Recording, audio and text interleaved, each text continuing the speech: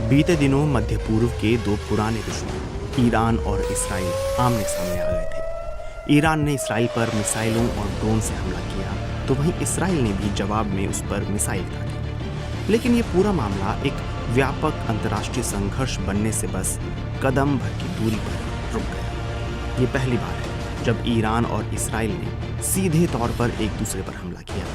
कुछ विश्लेषक मानते हैं कि मिसाइलों और सैकड़ों ड्रोन से किए गए ईरान के हमले का पैमाना काफी बड़ा था।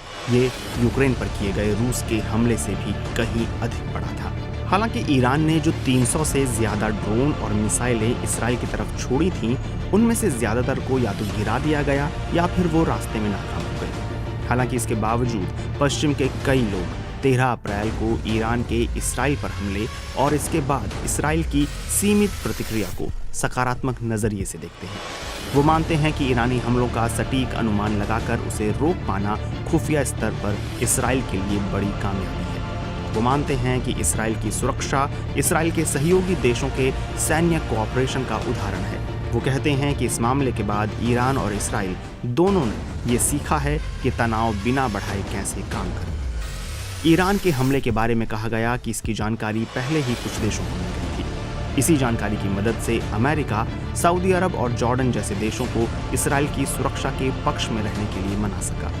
मतलब ये कि सही खुफिया जानकारी ने इसराइल और उसके सहयोगियों को उसके हमलों से निपटने की तैयारी के लिए वक्त दे दिया। इस पूरे मामले में जॉर्डन और सऊदी अरब ने क्या भूमिका निभाई, अब तक ये पूरी तरह साफ नहीं है। जॉर्डन ने कहा है कि उसने अपनी संप्रभुता की और सरहदों की सुरक्षा को देखते हुए ईरानी ड्रोन्स को गिराया।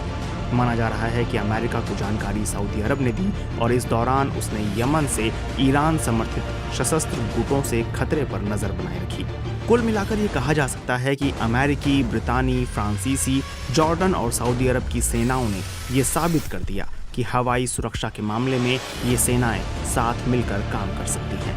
इस घटना को एक तकनीकी सफलता के रूप में तो देखा जा सकता है, लेकिन इससे जुड़ी बड़ी राजनीतिक तस्वीर को देखने से इनकार नहीं किया जा सकता। Think tank international institute for strategic studies में रीजनल सिक्योरिटी मामलों के निदेशक एमिली होकायेम कहते हैं कि इस अभियान ने ये बात दुनिया के सामने खोलकर रख दी है कि इसराइल अपनी सुरक्षा के लिए किस हद तक अपने सहयोगियों पर निर्भर है। अगर संघर्ष का दायरा बढ़ जाता तो इसराइल के पास जरूरी एयर डिफेंस मिसाइलें होती भी या नहीं, इस बात पर शक है। कुछ विश्लेषक कहते हैं कि इस घटना से ईरान और इसराइल दोनों ने ही कुछ ना कुछ सीखा है। ईरान ने अपने सहयोगियों को ये बता दिया कि वह इसराइल पर हमला कर सकता है, वहीं इसराइल ने मध्य ईरान में एयर डिफेंस पर एक छोटा हमला कर ये दिखा दिया कि वह कितना ताकतवर है और इस बात के संकेत दे दिए कि वह जब और जहां चाहे हमला कर सकता है।